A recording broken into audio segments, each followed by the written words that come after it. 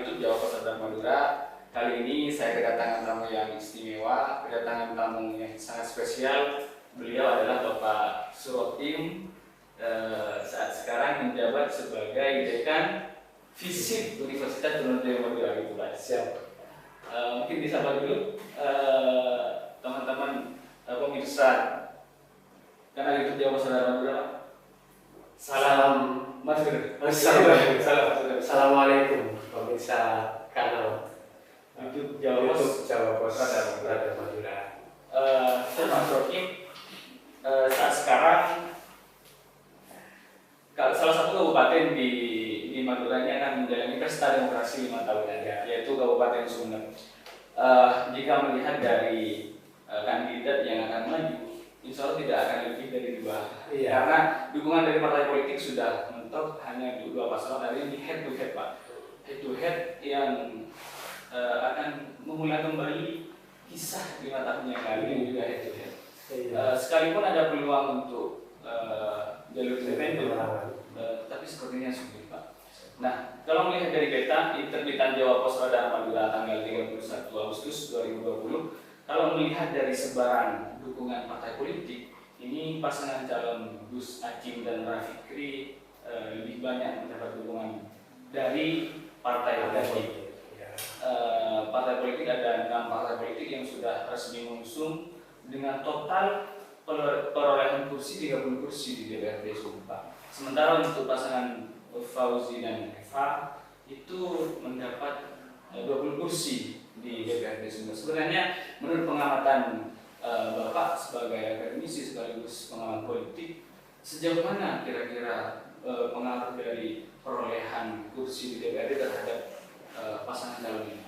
Jadi kita semua tahu bahwa keberadaan partai politik itu penting untuk kandidasi, ya, karena pintu masuknya salah satu dari partai politik. Memang negara sudah menyediakan sih ya untuk jalur perorangan, tapi sepertinya sulit ya. Karena persyaratannya luar biasa Pak. Sebenarnya menurut saya kalau seriusin ya. Oh, gitu. Tapi karena menurut saya banyak yang tidak sungguh-sungguh kandidat jalur perorangan ini. Bayangkan 19 kabupaten kota di Jawa Timur yang bisa lolos hanya 2 pasangan saja. 2 pasangan dari 19 kabupaten Lamongan sama Kabupaten Jember. Dan itu menunjukkan bahwa pintu masuk utama sekarang untuk kandidasi kali ini ya tetap melalui partai politik. Ya, jadi partai politik yang kemudian dengan ketentuan 20% suara itu yang setara dengan 10 kursi, akhirnya dia bisa menyalurkan kandidat untuk bisa maju pilkada. Nah, proses ini proses kandidasi, proses untuk bisa masuk usulan partai politik menjadi paslon. Tentu nanti akan berbeda dengan pilkada langsung.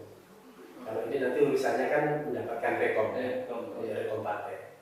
Tapi kalau untuk voters, pemilih langsung, itu nanti faktor utama tetap faktor figur. Bahwa partai politik penting ya, karena ada partai-partai yang secara ideologis, jika kemudian solid, kalau kemudian dukungannya bisa signifikan, itu bisa jadi modal yang juga menguntungkan untuk paslon. Tetapi di luar kader, di luar simpatisan, di luar pemilih, itu ada banyak pemilih mengambang, undecided voters, swing voter, yang itu juga akan berpengaruh di dalam pilkada langsung. Jadi apakah kemudian dukungan partai politik itu penting? Menurut saya seberapapun kontribusinya tetap penting. Partai-partai ideologis menurut hasil survei itu rata-rata yang ideologis ya itu belum ada yang bisa tembus 70%. Sekelas PDIP itu ya antara 60 gitu. Nasional Pak? Ya, nasional. Dan partai moderat nasionalis yang tengah-tengah malah lebih kurang dari itu, 30-40%. Ya, jadi memang tidak selalu linear bahwa pilihan partai selaras dengan pemilihan pemilih. Karena itu ya ini akan jadi modal. Kita tahu bahwa ada beberapa partai yang punya ideologis yang kuat di Madura. Menurut saya PKB, P3 itu punya kultur yang kuat di Madura. Tapi apakah itu jaminan? Menurut saya belum tentu, karena ini masih dari sisi dukungan partai saja. Sementara voters di luar partai itu malah lebih dominan juga. Nah, biasanya dalam pemilu langsung figur akan sangat menentukan. Artinya kontribusi yang paling nyata dari partai politik ini hanya sebatas administrasi, rekomendasi untuk meloloskan kandidasi untuk mencalonkan sebagai. Dan kalau kemudian menurut saya mereka bisa 50% saja untuk menyulitkan partainya, itu menurut saya sudah bagus. Sudah bagus dari pilkada langsung. Sejauh ini melihat pilkada di Madura, sejauh mana sih sebenarnya kontribusi mesin partai terhadap kemenangan salah satu paslon?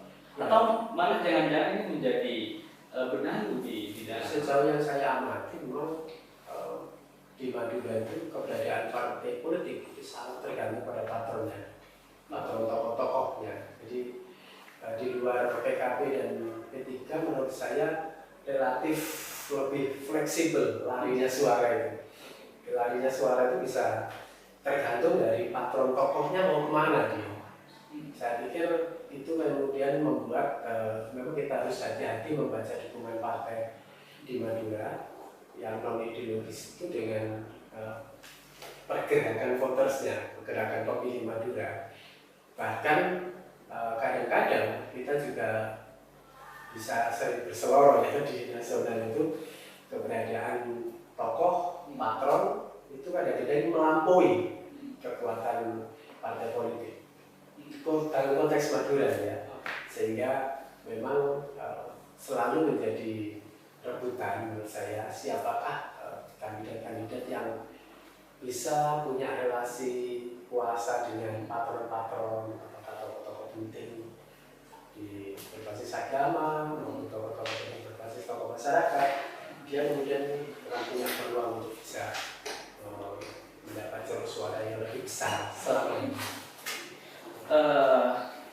Melihat dari suara perolehan pileg 2014 ini, Pak, pendukung dari Gus Acing dan Rafiq ini mendapat suara 390.509 suara. Ini data yang teman-teman wartawan di Opos dan Mondo kumpulkan di lapangan. Sementara untuk parpol pengusung Fauzi Eva ini 276.307, artinya masih di bawah dari legislatif. Nah, apakah sejauh ini perolehan suara yang terkumpul di parpol ini begitu signifikan, Pak, terhadap pemenangan salah satu calon? Cara menghitungnya sebenarnya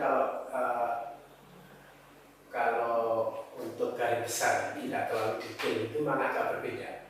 Karena semua harus berangkat dari tingkat partisipasi dulu.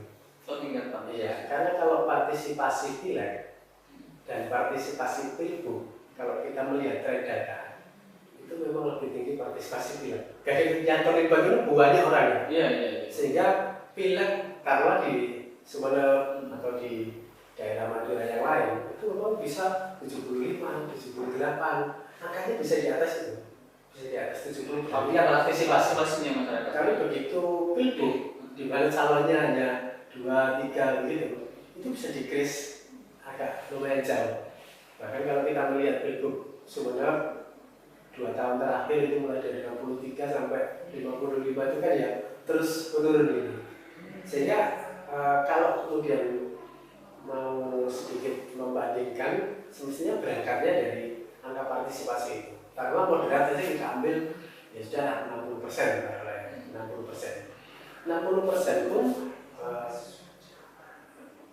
kita punya DPT sekarang di Sumeneb itu 870 ribuan ya.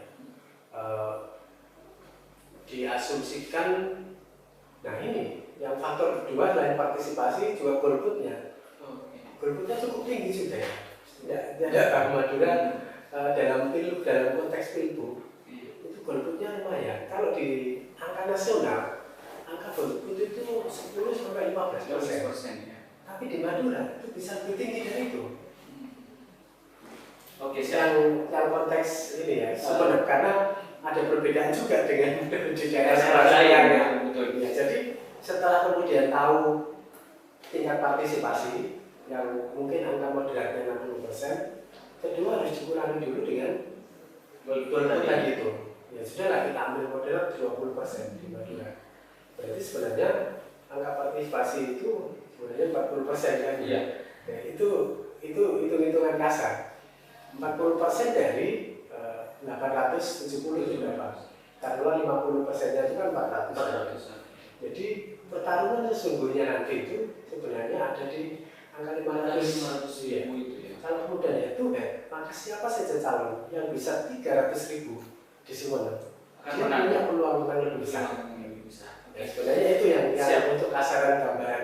Ada yang sangat menarik menurut saya, Pak, ya. Dari pemaparan Pak Sorokim tadi, bahwa kalau pileg partisipasi masyarakat lebih tinggi karena tokoh atau figur yang terlibat banyak. Dan pileg kembali pada tokoh, Pak. Kita tidak melihat sejauh mana partai itu memiliki basis massa, tetapi ketokohannya, gitu, Pak.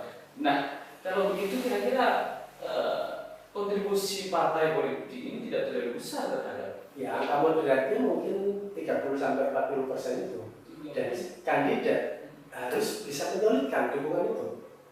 Jadi karena ini kan berbeda, memilih di pileg itu kan orang bisa atas dasar gambar pakainya, bukan gambar atau atas dasar kandidatnya. Kalau sekarang ini dia memilih gambar paslon, itu secara teknis orang memilih juga berbeda. Nah, kalau kemudian paslon tadi itu bisa menguatkan basis soliditas dukungan partainya itu, walaupun agak cair ya, yang di partai menengah, yang partai-partai moderat itu agak cair. Saya pikir kalau bisa 50% saja itu sudah cukup bagus. Sehingga kalau saya dalam konteks pemilihan pilkada langsung di Madura tidak terlampau menghitung lebih signifikan ya persoalan partai, tapi saya lebih banyak melihat persen. Relasi kuasa persen itu siapa yang punya jejaring lebih banyak, apakah itu ke kiai, apakah itu ke klebon, apakah itu ke tokoh-tokoh masyarakat. Sebenarnya itu yang kadang-kadang jauh lebih dominan, walaupun kita tidak menisbikan ya. Artinya tokoh-tokoh yang ada di gerbong itu, Pak, di masyarakat setempat di mana pemilihan itu diselenggarakan, dan tidak menisbikan juga memang ada partai-partai ideologis yang memang bersejarah dan punya ikatan kuat ya, seperti PKB, P3 itu menurut saya juga ada sejarah faktor sendiri. Di luar itu menurut saya sangat cair. Bahkan partai itu bisa tidak dapat apa-apa. Dari semula yang dapat itu bisa tidak dapat apa-apa itu ada di Madura, dan itu menjadi paradok, bahkan keunikan sendiri untuk melihat voters di Madura. Makanya teman saya bilang kayak iklan salah satu minuman botol itu loh, apapun partainya, orangnya, tokohnya ini. Nah itu kemudian patron itu demikian kuat mempengaruhi perilaku memilih masyarakat Madura. Apalagi fenomena underdog atau fenomena followers pemilu itu kan sangat bergantung ya pada patronnya. Apakah kiai, apakah klebon, apakah tokoh-tokoh masyarakat, itu luar biasa pengaruhnya terhadap independensi pemilih di Madura, khususnya di Sumeneb. Tapi saya melihat Sumeneb ini istimewa. Kenapa istimewa? Karena dari 4 kabupaten, mulai Bangkalan, Sampang, Pamekasan, Sumeneb, menurut saya yang bisa memberi gambaran ideal tentang pemilu di Madura, menurut pendapat saya Sumeneb. Kenapa begitu? Ya, atau buat yang lain tidak ideal? Ya, berbagai fakta sejarah memperlihatkan Sumeneb saya kira tidak pernah ya diputuskan oleh MK ada kecurangan yang masih terstruktur dan salah satu indikator sistemik ya, tidak pernah tertuduh itu dalam konteks pemilu. Lalu yang kedua, tingkat keterbukaan informasi relatif lebih terbuka. Makanya mengukur kemajuan Madura itu dari timur, dari Sumeneb, Karena Sumeneb relatif, kenapa bisa kemajuannya itu relatif signifikan, karena bisa jadi faktor keterbukaan informasi tadi itu. Jadi ada faktor sejarah di mana pemilih Sumeneb relatif yang memang ada sih gugatan-gugatan, kekecewaan, tapi sampai dikatakan terstruktur, masif, sistemik itu belum ada. Ya, Siap. Terkait berbicara pilkada di Sumeneb ini sangat menarik. Dari kita flashback ke 5 tahun yang lalu.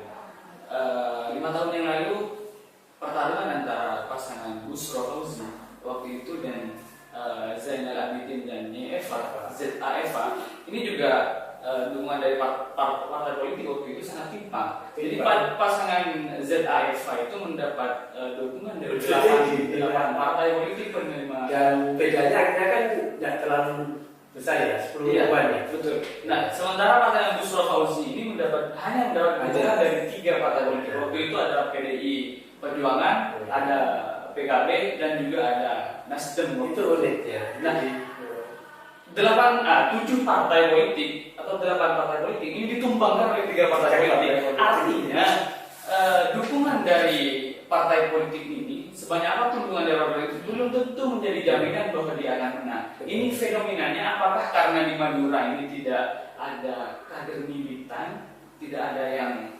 terhadap mesin partai politiknya yang tidak terlalu digerakkan, atau apa faktornya? Tadi saya bilang kekuatan person itu jauh dominan, jauh melampaui kekuatan partai. Bahkan dalam konteks turn out ya, tokoh ini itu biasanya sangat tidak bergantung ke partai. Di luar PKB dan P3 ya. Apapun partainya, apakah sekarang Demokrat, apakah besok Golkar, asalkan tokoh ini mau lari kemana, ke situ juga lah voters itu akan berlaku. Karena itu memang kalau menurut pendapat saya, amatan saya sejauh ini, relasi kuasa terhadap patron tokoh-tokoh ini itu menjadi kunci dalam konteks kemenangan untuk pilkada Sumeneb. Dan itu sudah dari waktu ke waktu dibuktikan. Jumlah partai koalisi gemuk tidak kemudian selalu merepresentasikan merepresentasikan lingkungan publik ya. Bahkan kalau saya mau guyon ya, ini guyon ya. Justru partai klaim pun jauh lebih kuat dari partai itu.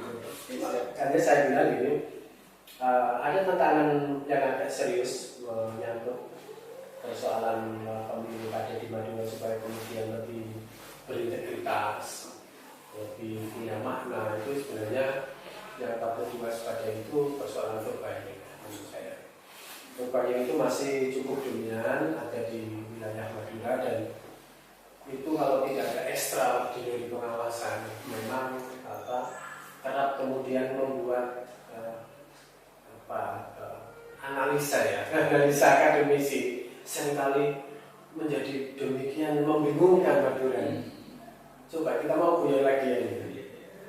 Jarang sekali survei politik itu cocok dengan praktik voter di Madura. Iya.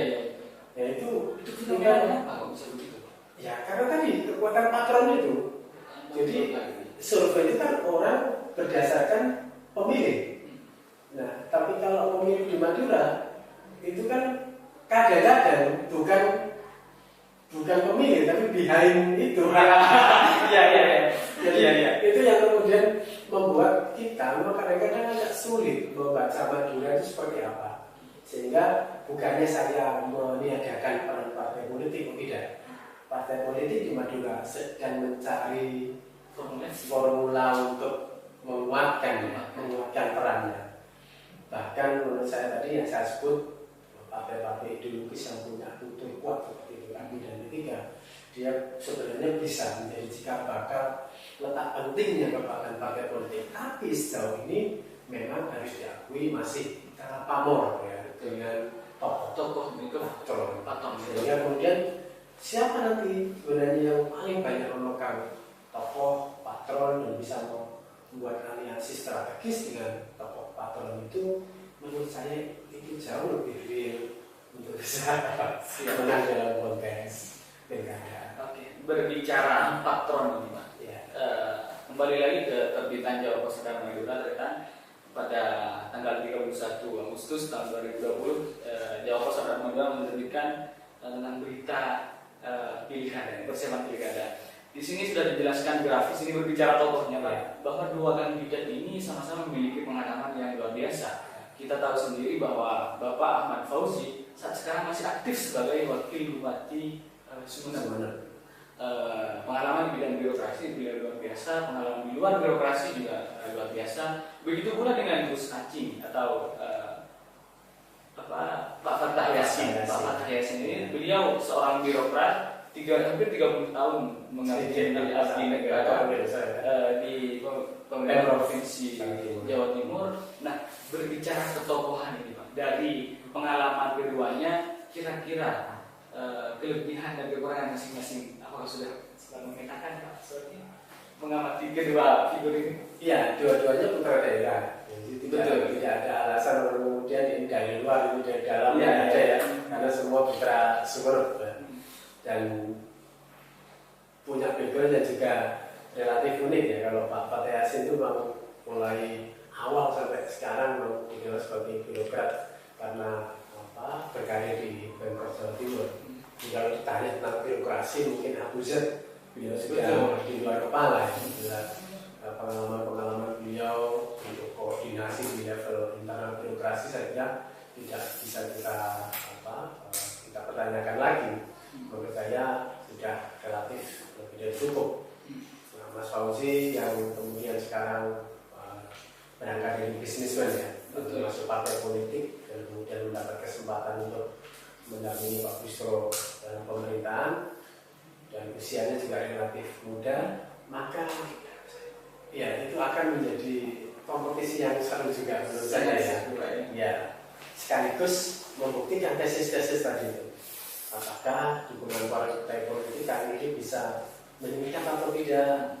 Apakah faktor-faktor di luar partai itu akan jadi penentu atau tidak? Bahkan menurut saya, apakah faktor usia itu akan juga menjadi penentu atau tidak? Karena memang secara fisik memang kelihatan sama ya. Pak Fattah juga masih kelihatan muda. Sebenarnya beliau sedang memasuki masa-masa pensiun. Mas Fauzi juga mungkin masih kelihatan ya kalau beliau mau dari milenial. Tetapi apakah itu juga nanti akan jadi pertimbangan penting bagi voters di Sumeneb? Apa yang terjadi dengan Pak Busro juga sebenarnya agak memberi catatan kepada kita bahwa sebenarnya faktor usia pun tidak terlalu signifikan ya, berpengaruh. Berbeda di daerah lain, menurut saya di pemilih urban itu berpengaruh. Ya, 27% relatif besar ya dari milenial dan milenial di bawah 30 tahun. Tapi itu apakah di rural area akan seperti itu? Ternyata tidak. Ya, fakta-fakta memperlihatkan tidak terlalu signifikan. Sama dengan ketika kita bicara gender. Ketika di pemilih urban, pemilih perempuan, pemilih aktif itu tidak ada masalah. Orang bisa menerima pemimpin perempuan gitu. Kalau dalam konteks masyarakat urban, tapi dalam konteks masyarakat rural, hampir jarang kita selama ini ada paslon perempuan yang maju menjadi calon bupati. Sejauh ini baru Nyai Eva kan yang maju, tapi itu menjadi wakil. Makanya saya sebut ini fenomena baru. Sekaligus membuktikan pada tesis politik perilaku memilih masyarakat Madura. Apakah kemudian memberi kesempatan adanya persoalan gender itu dalam konteks politik. Jadi ada hal-hal yang memang berbeda antara tipikal perilaku memilih di urban, di wilayah perkotaan dan di wilayah pedesaan. Dan di wilayah pedesaan itu dominan pemilih tradisional, pemilih emosional, pemilih yang istilahnya itu anut produk. Bahasa Maduranya itu kompak, bukan yang ikut-ikutan, tapi itu ya kompak, norok ya.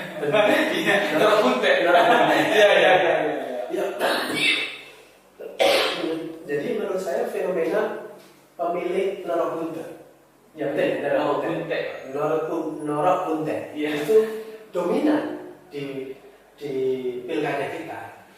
Jadi bisa dibayangkan kalau patronnya A, bisa dipastikan yang lain-lain yang menjadi followers Norok Kuntetnya itu ya sangat jarang kemudian dia akan independen gitu.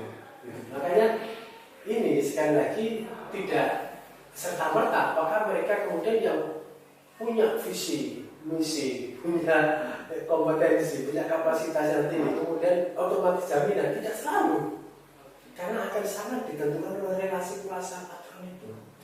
Sehingga menurut saya edukasi politik itu tidak harus selalu ke paslon. Ada satelit-satelit tokoh-tokoh ini.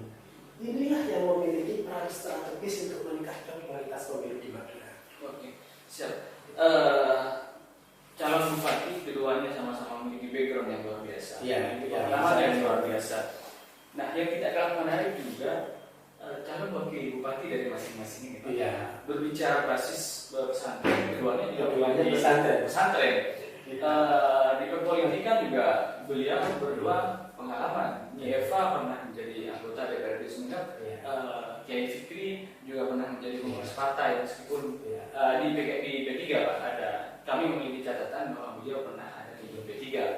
Nah, melihat dari kedua figur calon ini, kira-kira kelebihan dan kekurangan dari apa? Saya masih menganggap dua-duanya kompetitif ya, kompetitif, standing gitu ya.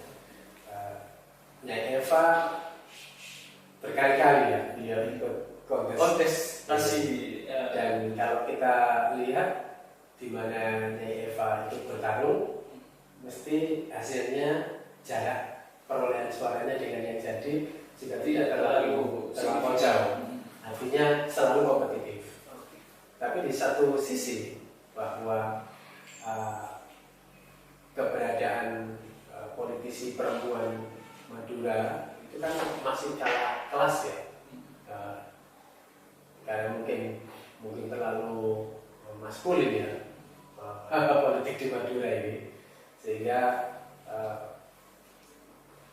kalau kemudian dibandingkan dengan keberadaan lora-lora, keberadaan gus-gus yang berbasis Kiai itu juga mungkin dalam beberapa hal masih berpengaruh, apa yang saya sebut sebagai faktor sosiologis tadi itu.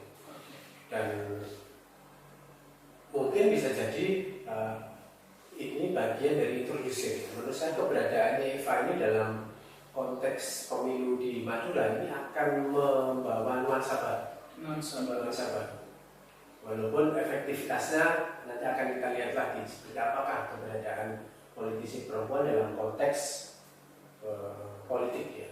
Tapi menurut saya sepanjang bukan di bupatinya, rasa-rasanya sudah ada perkembangan baru, masyarakat bisa menerima keberadaan politisi perempuan di Madura. Dan ini yang kemudian menjadi challenge ya menurut saya Bu Eva untuk kali ini. Nilai plus.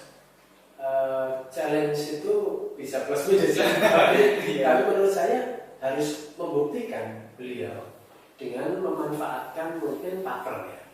Karena kita tahu pada saat pilgub di kapan hari Bu Hovifah cukup punya dukungan yang signifikan di Sumeneb, dan saya pikir ya Eva juga punya relasi ya dengan Bu Hovifah. Saya kira kalau nanti itu bisa kemudian di modif sedemikian rupa, dibuat strategi yang sedemikian rupa, ini memang peta jalan menurut saya untuk membaharukan politik Madura, mengintroduksi politisi-politisi perempuan. Kalau yang Fikri saya kira diuntungkan oleh sejarah ya, karena memang faktor politisi laki-laki itu kan di Madura sudah dominan dari dulu. Jadi, dan keberadaan lora-lora itu menurut saya kan bagian dari pembaharuan politik di Madura. Jadi sebenarnya kalau kita mau jujur, kalau kita menginginkan perubahan di Madura itu sebenarnya yang paling strategis itu untuk kelompok kelas menengah itu ya menurut saya lora-lora. Ya, jadi Kiai Fikri saya pikir juga punya plusnya di sana tadi. Walaupun minusnya juga tentu ada. Ada plus minus ada kaitannya dengan popularitas dan lain-lain. Karena Eva kan sudah terlebih dahulu untuk kontes berkali-kali, makanya saya bilang ini tentu tidak mudah bagi mereka berdua. Sebanding, standing, apa ya menurut saya, sekelas. Ya. Berbicara pilkada di Sumeneb, politik dimanapun selalu menarik untuk dibahas. Tretan Radar Madura untuk live di Instagram kita cukupkan sampai di sini. Nanti video selengkapnya bisa ditonton di kanal YouTube Jawa Pos dan Madura. Pemirsa, Tantretan saja bisa menyampaikan atau menitip pertanyaan melalui direct message ke kanal Jawa Pos dan Madura atau di Instagram kita. Kita lanjutkan diskusinya. Pilkada di Sumeneb ini kami mengangkat tema antara harapan dan tantangan. Kenapa harapan dan tantangan? Karena Bapak Fauzi ini incumbent, Pak. Ya, beliau sudah dari awal. Ini tantangan bagi beliau, tantangan untuk menjadikan Sumeneb lebih baik. Jargon yang mereka angkat adalah Bismillah melayani. Kemudian harapan di peserta kira-kira memberikan harapan apa kepada masyarakat membawa Sumeneb barokah ini. Ya. Menurut pengamatan dari Pak Surokim sendiri, background petahana dengan pendatang baru ini apakah sejauh signifikan Pak pengamatan? Ya, cukup signifikan. Bisa jadi signifikan dalam konteks pemilih masyarakat Madura berbasis voter. Ya. Saya tidak tahu di luar nanti ada malpraktiknya. Ya, saya pikir itu juga tantangan ya. Bagaimana cara meminimalisasi malpraktek untuk pemilu kada di Madura. Jadi beberapa sudah saya sebut terkait dengan vote buying, money politics, dan mobilisasi aparatur. Tetapi sebenarnya kita sedang membangun sebuah kesadaran baru untuk konteks politik ini. Kita tahu bahwa pergerakan pemilih rasional di pedesaan tidak sesignifikan sebagaimana di masyarakat urban, tetapi ini sedang tumbuh. Apalagi Sumeneb ini menurut saya akan menjadi pusat percontohan ya, untuk pemilih Madura. Pemilu 4 kabupaten ini saya kira yang agak bisa diharapkan dalam konteks saya sebagai akademisi sebenarnya adalah Sumeneb. Karena tadi catatan-catatan sejarahnya memperlihatkan hal itu. Dan keberadaan baik Mas Fauzi maupun Pak Fatah dalam konteks kali ini, saya pertama-tama mungkin harus mengapresiasi keduanya soal pemilihan tagline tadi ini. Khas banget menurut saya, khas banget. Madura yang religius, Madura yang sangat guyup, itu sudah bisa diterjemahkan menjadi Bismillah Barokah, Bismillah melayani, dan satunya Sumeneb Barokah. Antara Barokah dan Bismillah ini representasi apa yang saya sebut tadi itu, Madura religius dan Madura taat ya, Madura yang taat, Madura yang lebih banyak mengandalkan keberkahan tadi. Jadi menurut saya dari sisi tagline saja kedua kandidat itu cerdas menurut saya, cerdas untuk menautkan psikologis pemilih. Nah berikutnya nanti tentu banyak faktor ya. Saya berharap faktor-faktor yang malpraktik itu bisa dikurangi dengan optimalisasi Bawaslu atau pengawasan publik yang lebih intens, sehingga kemudian pemilu nanti ini bisa lebih fair ya. Artinya betul-betul menunjukkan kehendak sesungguhnya dari masyarakat. Karena kadang-kadang ya kita ini sebenarnya ya memang harus layak malu ya menjadi perbincangan di tingkat nasional bahwa pemilu di Madura itu dianggap sebagai pemilu yang seolah-olah pemilu gitu kan. Sampai sejauh ini masih diberi catatan persepsi itu masih belum bisa fair untuk penyelenggaraan. Nah, tantangan juga untuk penyelenggaraan ya. Kali ini momentum yang pas, kebetulan situasinya juga situasi yang kita sedang dalam bencana non alam ya, COVID-19. Saya pikir saatnya semua menciptakan legacy. legacy itu catatan manis sejarah. Karena saya bilang di berbagai media, ini bisa jadi ritual 100 tahunan.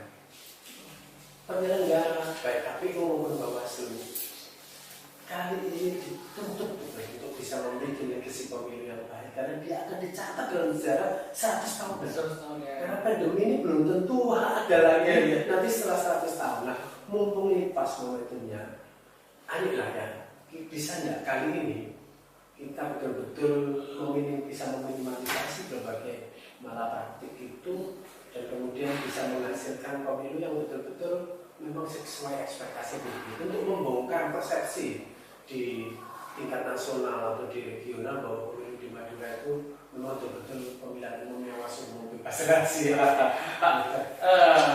Kembali lagi ke narasi Ya, di awal yang disampaikan bahwa sebenarnya ini belum pernah tembus di MK kemudian dibatalkan hasil pemilihannya. Tapi bukan berarti tidak ada malpraktik dalam pemilihan itu, Pak ya. kan sampai pernah ada kasus DKPP, sampai pernah sengketa ada kecil-kecil riak-riak seperti itu, tapi kalau masif, terstruktur, sistemik, belum terbukti, dan harapan saya tidak ada, karena itu yang membuat persepsi negatif terkait dengan pemilu kita. Salah satu malpraktik yang kita ketahui adalah money politik, Pak. Ya. Money politik. Money politik ini sudah menjadi rahasia umum seolah-olah. Ada antara ada dan tiada. Kalau saya bahasakan, bagi masyarakat seolah-olah hal yang lumrah, Pak. Money politik hal yang lumrah. Tetapi pengawas kita, Bawaslu dan lain-lain, ini sangat sulit untuk mengungkap itu apakah ini benar-benar money politik dan semacamnya. Saya bahas satu persatu. Yang pertama, sejauh mana pengaruh money politik terhadap kemenangan calon paslon? Sejauh ini kalau di Madura signifikan ya. Sangat signifikan. Kalau di Persentase, karena menurut saya sama ya. Biasanya kalau pemilih tradisional itu tingkat independensinya, daya kritisnya, atau tingkat kesadarannya itu relatif belum apa. Kebutuhan ekonomi, kebutuhan primernya, mereka sedang dalam taraf berjuang, sehingga itu tentu berkorelasi dengan soal independensi tadi. Kalau di perkotaan, semisal di Surabaya, itu efektivitasnya hanya 19%. 19% pengaruhnya terhadap orang dikasih uang, lalu memilih sesuai pesanan uang tadi itu hanya 19%. 19% memilih calon karena faktor uang. Tapi yang di kota di kota, yang 34% itu menerima uangnya, memilih calon yang lainnya. Itu yang di perkotaan. 34%. Iya, tentu ini data urban. Ya. Nah, sekarang Sumeneb itu kan urbannya kan wilayahnya Sumeneb perkotaan aja. Selebihnya yang dominan kan rural area. Nah, bisa jadi datanya sedikit lebih tinggi, tidak hanya 19. Prediksi saya memang bisa 30%. 30%. Makanya menurut saya 30% orang memilih pasangan calon karena diberi uang. Kira-kira begitu. Kira-kira begitu prediksi saya ya. Karena kebetulan khusus untuk survei di Sumeneb saya belum ada survei secara khusus ini ya. Prediksi kasar saja. Prediksi ini tentu ada indikator dan sebagainya. Dari apa yang saya baca di tren datanya itu. Makanya menurut saya ini harus diberi perhatian ekstra dan tidak mudah mengawasi money politics. Vote buying itu tidak akan mudah di Madura karena ada juga faktor sejarah yang berlaku dari pemilu ke pemilu itu relatif rapi dilakukan dan lagi-lagi saya bilang kalau pengawasan itu hanya menggunakan strategi yang biasa saja, menurut saya cukup sulit. Pak, harus ekstra. Rapi dilakukan karena melibatkan orang dalam atau karena memang pemainnya luar biasa? Ya, pemainnya luar biasa. Oke, siap. Artinya dari masalah dari waktu ke waktu praktik ini berlaku, ada faktor tradisi, ada faktor juga selama ini berlaku di sini, dan itu memang tidak bisa kita nisbikan ya keberadaannya. Dan saya bilang memang perlu ada extraordinary pengawasan. Pak, ini menarik menurut saya dari pemaparan Pak Stokin tadi, Pak Dekan Fisip Universitas Indonesia Madura Tretan di awal menyampaikan bahwa kira-kira kontribusi partai politik terhadap pasangan calon kemenangan utamanya itu sekitar 30%. Itu sudah bagus. Itu sudah bagus. Kalau bisa solid seperti itu. Ini kalau partainya solid, tidak ada ria-ria di dalamnya, 30% mentok ya Pak ya? Nah, itu agak moderat 30 sampai 40. Anggap aja kita masing-masing itu punya gradasi sendiri-sendiri sih. Partai itu kalau di survei itu partai ini biasanya angka moderasinya sekian dan sekian. Partai ini itu kan kita ambil rata-rata saja. Misalnya kita rata-rata 30% ya Pak, angka aman misalkan. Angka aman 40% ya kan? Oke, 40% partai politik. Ya. Faktor penentu kemenangan satu, partai politik 40%. Yang kedua, politik uang 30%. Ini sudah 70% Pak. Iya. Hanya 30% hanya figur itu. Kira-kira gimana? Ini kalau hitung-hitungan kasar Pak ya? Ya. Jadi sebenarnya dalam konteks perilaku pemilih itu kan menjadi variabel yang kompleks. Variabel yang saling menaut. Jadi orang memilih kandidat pun itu juga gradasinya tinggi. Apakah faktor fisikal, apakah faktor yang fisiologis ya, agama, gender, ataukah visi misi, program, ataukah faktor. Jadi kalau di dalam politik itu biasanya antara faktor sosiologis, faktor psikologis, dan faktor rasional objektif. Itu di kandidat ini. Jadi kalau kalau dibilang pengaruh partai politik 30%, lalu kemudian ditambahkan politik 30% ditambah figur, berarti cuma 30%, kan tidak bisa begitu. Akumulasinya tidak bisa begitu. Tapi begini, orang memilih figur, dan saya mulai dari figur dulu, karena kan pemilu langsung dia orang bukan memilih partai politik, tapi memilih figur. Nah, sekarang pertanyaannya, kalau memilih figur itu kriteria apa yang paling banyak dijadikan pertimbangan? Kalau di perkotaan seperti di Surabaya, itu integritas itu pilihan pertimbangan utama. Integritas. Ini di kota Pak? Iya, di perkotaan. Integritas. Artinya di integritas di situ tuh ada kejujuran, dan lain-lain itu ya, berkaitan dengan karakter itu. Lalu kemudian baru kompetensi, kapabilitas, baru kapasitas itu ada di level 2-nya.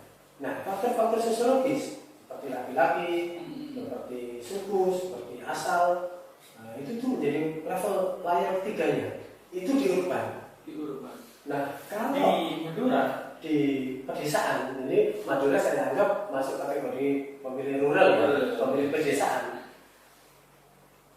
Mungkin ini lagi-lagi karena memang datanya belum pernah saya rilis, jadi bisa jadi faktor sosiologis masih dominan. Iya, faktor sosiologis itu bisa jadi ya faktor agama, afiliasi, keagamaan, gitu ya, itu masih tinggi. Sosiologis Pak ya? Ya. Setelah sosiologis, setelah sosiologis baru kemudian psikografis dan psikologis. Psikologis itu berkaitan dengan fisikal, apakah ganteng, apakah muda, atau jangan-jangan sebelum itu money politik dulu Pak? Yang faktor diberi uang. Ini itu kalau ini faktor individu. Faktor individu. Jadi ini yang kita akan kasarannya begini.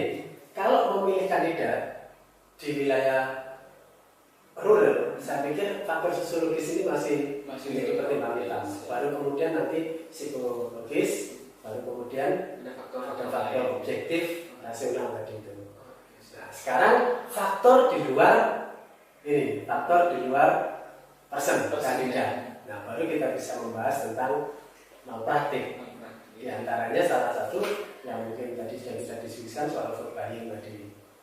Vote buying memang tantangan yang Saya percaya itu sulit Mas, betul sulit kalau tidak ada extraordinary. Pak, di Madura adakah masih pemilih kita yang dia memilih murni karena keinginan Banyak, masih masih banyak.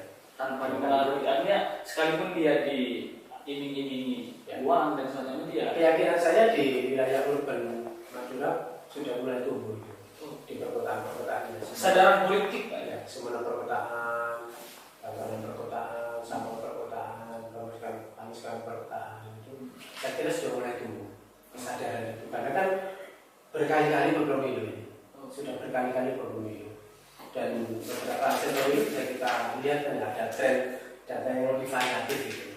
Kalau data pemilu itu relatif monoton, justru itu yang layak dicermati oleh penyelenggara, termasuk tingkat partisipasi yang kadang tidak biasa ya di Madura. Menurut saya penyelenggara harus hati-hati ya soal 100% itu, jangan sampai kemudian karena secara statistik impossible lah ya tingkat kehadiran orang itu menjadi 100% di TPS. Saya kira harus hati-hati penyelenggara mengamati soal itu, apalagi tingkat golput di Madura itu bukan berarti orang golput karena tidak mau memilih ya, tapi karena relatif banyak yang bekerja di luar Madura. Jadi mereka memang kalau tidak hari raya besar itu atau apa itu jarang berkunjung pulang ke rumah. Berbeda dengan pilkades ya, pemilihan Klebun, mereka punya ikatan psikologis yang kuat untuk datang pulang. Makanya saya bilang kalau ingin pemilu fair, sebenarnya formula yang paling dekat itu adalah pemilihan Klebun Madura. Itu betul-betul sangat demokratis dan bisa menunjukkan bahwa itulah sesungguhnya pemilu di Madura. Itulah cermin dari demokrasi. Betul. Seharusnya kalau saya sering guyon kepada penyelenggara pemilu, tidak perlu jauh-jauh. Orang mengatakan bahwa orang Madura itu tidak mengenal demokrasi, saya bilang Anda salah besar. Karena faktanya pemilihan Klebun di Madura itu pemilihan yang paling demokratis.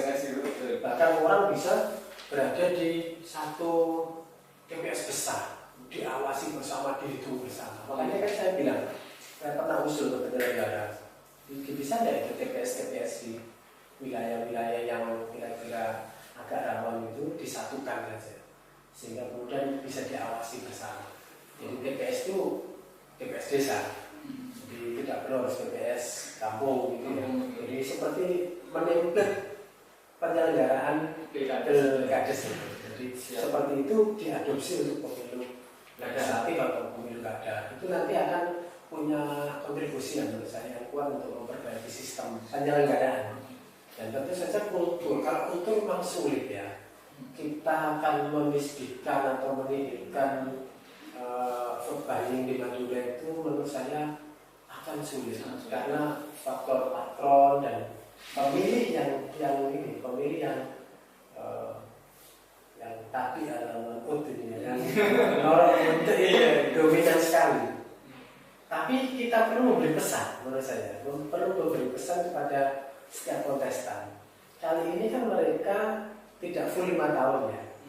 Kali ini kan mereka hanya 3,5 sampai 4 tahun maksimal. Karena 2024 sudah ada saja pilkada serentak lagi. Nah, mumpung ini jabatan juga tidak terlalu full ya, maka bisa enggak itu menjadi menjadi pengering ya, supaya kemudian tidak jor-joran bermain di football itu ya. Pak, karena jabatannya yang relatif pendek. Ini pesan moral sebenarnya ya. Siapa tahu itu bisa menjadi basis kesadaran para kontestan dan para tim sukses.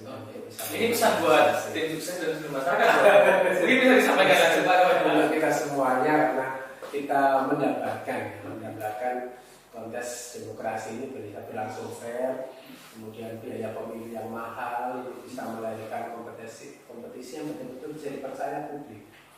Karena kalau asumsi di publik itu kian rendah keberadaannya, maka indeks demokrasi kita juga akan kian rendah, dan itu merugikan ya sebenarnya bagi perjalanan ya politik lokal kita gitu. Jadi, tapi untungnya lagi-lagi saya punya keyakinan, optimisme bahwa pembangunan demokrasi Sumeneb itu akan jadi pusat percontohan rakyat. Siap, Pak. Seperti yang disampaikan bahwa kesadaran politik mulai tumbuh, tapi kita tidak bisa menafikan bahwa kesadaran politik yang tumbuh itu masih di wilayah perkotaan. Kalau dari skup kecil, ya wilayah urban di kota itu, di kabupaten itu. Nah, sementara di masyarakat kita di pedesaan masih yang kesadaran politiknya belum terlalu Pak. Kalau sampai sekarang ini masih ada guyonan yang masih beken lah di desa Pak. Apa bedanya pilkada dengan PKB? Kalau PKB itu kalau lupa jadi. Nah, kalau pilkada ini kalau jadi lupa. Faktor yang seperti ini menurut saya bukan sekedar guyonan, tapi ini muncul dari fenomena penyelenggaraan pilkada yang sebelumnya terjadi. Masyarakat merasa kurang diperhatikan setelah calonnya menduduki jabatan. Kayak tidak ada ikatan psikologis gitu ya, untuk apa sih pilkada ini berbeda dengan kalau pilkada atau pemilihan telepon itu kan punya ikatan. Betul. Nah, apa yang berubah gitu ya? Faktor ini yang justru menjadi pemicu masyarakat pragmatis. Betul. Akhirnya masyarakat ya sudah ketimbang nanti dilupakan juga, sekarang saya terima uang saja, terima uang kan begitu. Nah, ini kira-kira apa yang perlu diperbaiki dan harus dimulai dari mana? Siapa yang harus bergerak? Secara teoritis kita harus bisa mendorong kelas bawah itu menjadi kelas menengah. Jadi prasyarat demokrasi yang iya, jadi maksudnya kalau dilihat dari struktur itu kan pemilih bawah kita itu kan dominan kelas bawah. Tingkat pendidikannya belum mapan, tingkat ekonominya belum mapan, itu ya, itu dominan. Nah, kalau menginginkan ada perubahan yang signifikan terhadap format kesadaran politik, maka ini ditingkatkan menjadi kelas menengah, di mana mereka punya kesadaran, punya otonomi, punya kemandirian, punya independensi. Nah, tapi tidak mudah mendorong kelompok bawah ini naik menjadi kelas menengah. Dan demokrasi itu bisa bagus kalau kelas menengahnya ini solid. Nah, kelas menengah di Madura problematik juga, karena dia tidak menjadi jembatan antara kelas bawah dan elit, tapi dia justru banyak yang tertarik ke elitnya ini. Ya. Karena itu yang ke atas, sehingga yang tengah ini kosong di Madura ini. Nah, jalan kultural apa yang paling mungkin itu? Menurut saya pendidikan. Jadi harus didorong pendidikan politik yang lebih masif ke pemilih Madura, kemudian supaya kelas bawah ini pelan-pelan punya kesadaran, punya independensi, punya pertimbangan di dalam memilih, bahwa ada preferensi sebelumnya memilih seseorang tidak hanya sekedar ikut-ikutan, tapi saya memilih karena faktornya menjadi ini. Ada preferensi itu terhadap kandidat. Nah, memang ini menjadi problematik ketika kemudian pendidikan itu belum merata ya. Bahkan kita bisa melihat disparitas yang jauh ya. Perkotaan itu orang-orang Madura itu pintar. Sekolahnya S1, S2, S3 itu banyak tersebar di berbagai daerah. Disuruh balik ke daerahnya juga jarang-jarang. Yang tinggal di Madura ya memang yang struktur bawah tadi, yang tingkat pendidikannya belum mapan, tingkat ekonominya belum mapan, dan itu akan menjadi voter sesungguhnya di Madura. Nah, maka ketika saya minta kira-kira perubahan kultural apa yang memungkinkan, kalau mengandalkan seperti itu kan lama, karena itu kan perubahan kultural. Itu proses lama. Sementara waktu terus berjalan. Ada cara-cara pendekatan struktural kan gitu. Makanya sosialisasi dari KPU, Bawaslu, perguruan tinggi menurut saya penting untuk mendorong. Karena apa? Keberadaan pemilih pemula 17 sampai 20 tahun, 20 tahun sampai 30 tahun, yang jumlahnya 27% itu lagi akan menjadi gambaran pemilih masa depan kita. Kalau pemilih pemula kita taruhlah yang 17 sampai 25 itu tidak juga kritis, artinya masih seperti generasi dari sebelumnya, ya memang kita harus lebih bersabar. Tapi kalau saya melihat intervensi medsos, intervensi teknologi informasi yang agak masif di Madura, rasa-rasanya perubahan itu sudah mulai terasa, khususnya di pemilih milenial ini sudah ada kesadaran. Nah, ini modal sosial menurut saya yang harus disyukuri. Siapa tahu gabungan intervensi teknologi informasi dan komunikasi yang masif di Madura bisa menumbuhkan kesadaran pemilih-pemilih Madura, ditambah dengan tadi faktor-faktor yang saya sebut menjadi faktor penambah akan independensi pemilih itu menjadi lumayan signifikan lah paling tidak untuk pemilih berikutnya, sehingga ada perbedaan pemilu dari waktu ke waktu. Sebenarnya harapannya itu. Pak, dengan kondisi masyarakat kita yang seperti sekarang, tadi pendidikannya masih rendah, sehingga mengakibatkan kesadaran berpolitik juga rendah, begitu Pak. Cukupkah kita bebankan meningkatkan kesadaran masyarakat itu kepada KPU dan Bawaslu?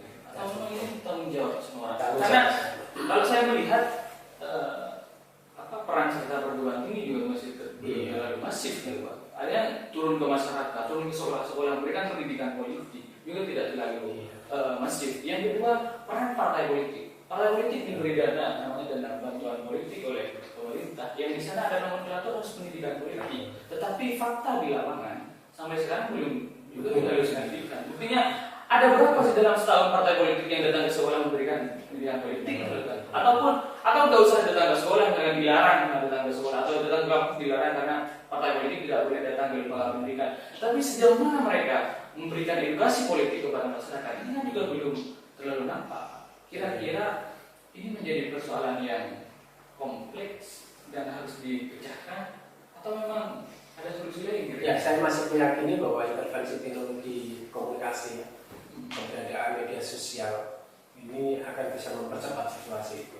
Keyakinan pribadi saya, hingga pendidikan politik milenial, anak-anak milenial, insya Allah akan jauh lebih, menurut saya, lebih signifikan daripada generasi sebelumnya. Apalagi tingkat mereka untuk bermedsos ria itu juga cukup tinggi. Pasti paparan informasinya juga cukup tinggi. Harapan saya ini akan mempercepat, mengakselerasi tingkat kesadaran itu.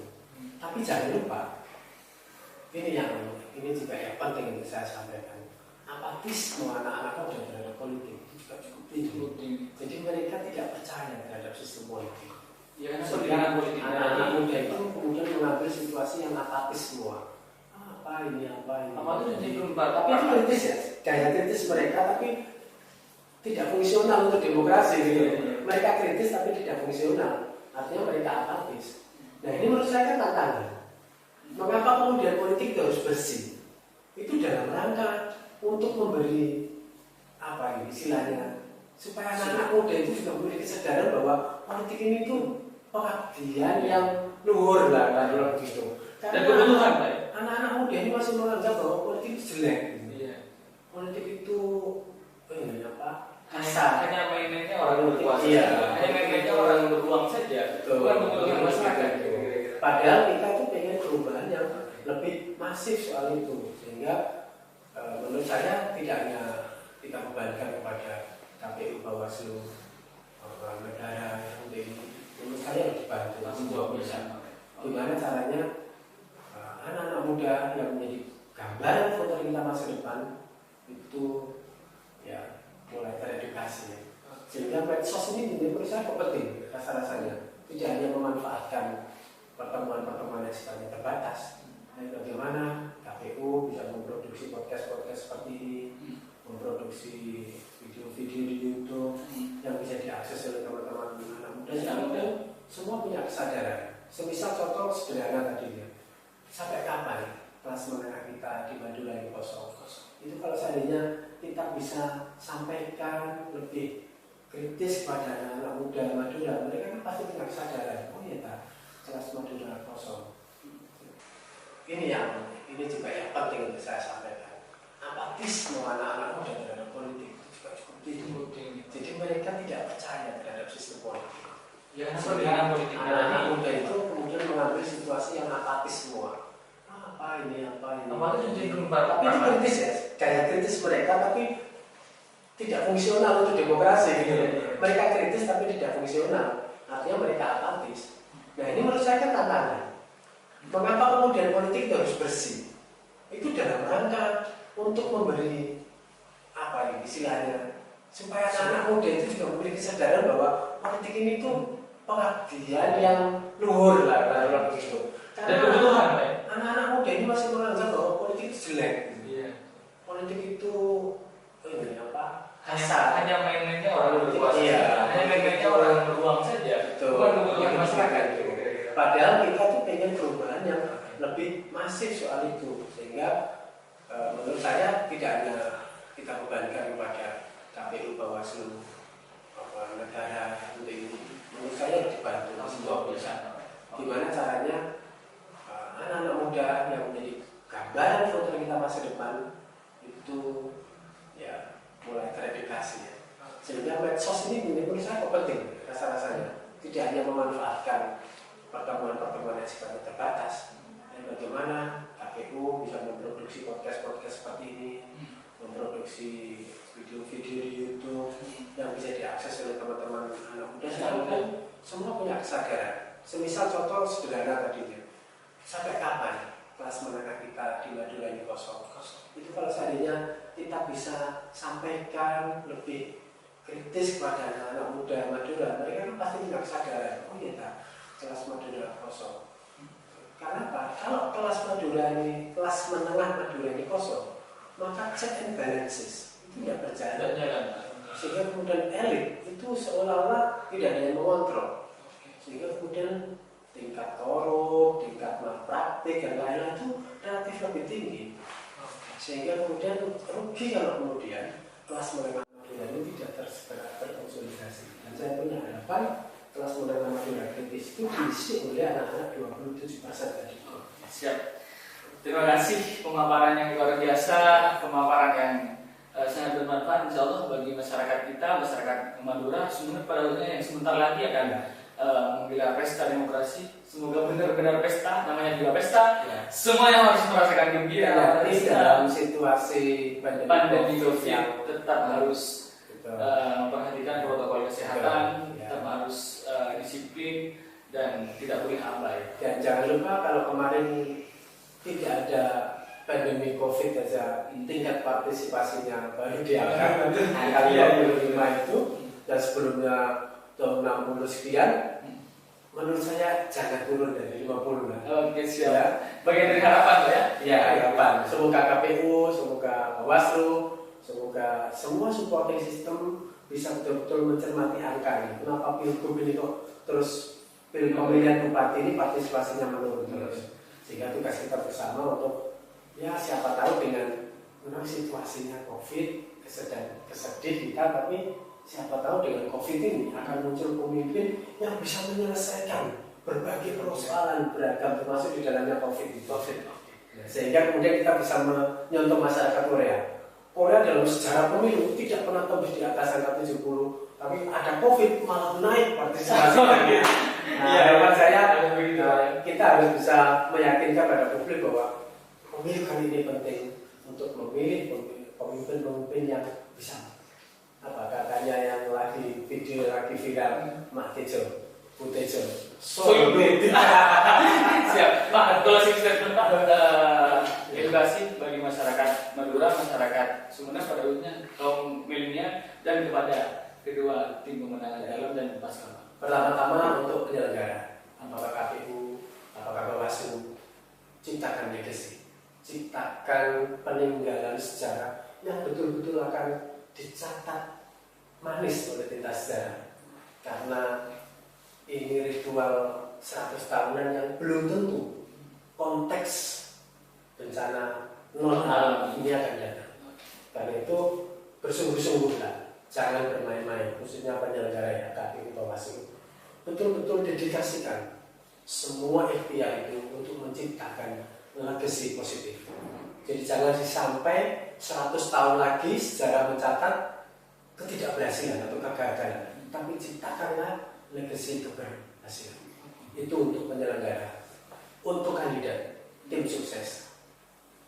Kita harus ingat bahwa jabatan ini 3 tahun, tidak sampai 5 tahun, ya. Yang lontok-lontok 4 tahun, ya. Itu masa yang pendek. Sehingga menurut saya kali ini marilah kita sodakohkan, ya. Kita jadiahkan ikhtiar politik kita dengan politik yang lebih bersih, politik yang lebih bermartabat, politik yang lebih berintegritas, supaya ini menjadi sodako jariah untuk sejarah masyarakat Sumeneb juga, bahwa kita bisa memberi contoh pemilu yang elegan di Madura. Itu untuk paslon tim sukses. Berikutnya untuk voters, pemilih masyarakat Madura. Di dalamnya ada pemilih-pemilih milenial itu. Jangan sampai ini menjadi pemilu yang menakutkan bagi kita semua, bahwa kita berada dalam situasi pandemi, ya, tapi dengan protokol kesehatan, dengan gotong royong, solidaritas yang tinggi, siapa tahu masyarakat Sumeneb, ya, yang semula 73, 66, 53, ini akhirnya sama bisa seperti masyarakat Korea, kita mantul lagi ke atas hingga tingkat partisipasi ini bisa meningkat. Dengan cara apa? Ayo sepenuh hati kita datang ke TPS, tentu saja dengan protokol kesehatan, kita sukseskan pemilu kali ini, kendati dalam situasi yang sulit. Terima kasih. Pesannya sangat luar biasa. Semoga pilkada di Sumeneb sukses, berjalan lancar, dan menghasilkan pemimpin yang betul-betul diharapkan oleh masyarakat. Terima kasih. Terima kasih. Waktunya Pak Sokim. Terima kasih juga untuk pemirsa Jawa Barat dan Madura. Madura Digital. Bisa. Jangan lupa like, comment, subscribe di channel YouTube Jawa Barat Madura, dan follow di akun Instagram Radar Madura. Terima kasih. Assalamualaikum warahmatullahi wabarakatuh. Waalaikumsalam.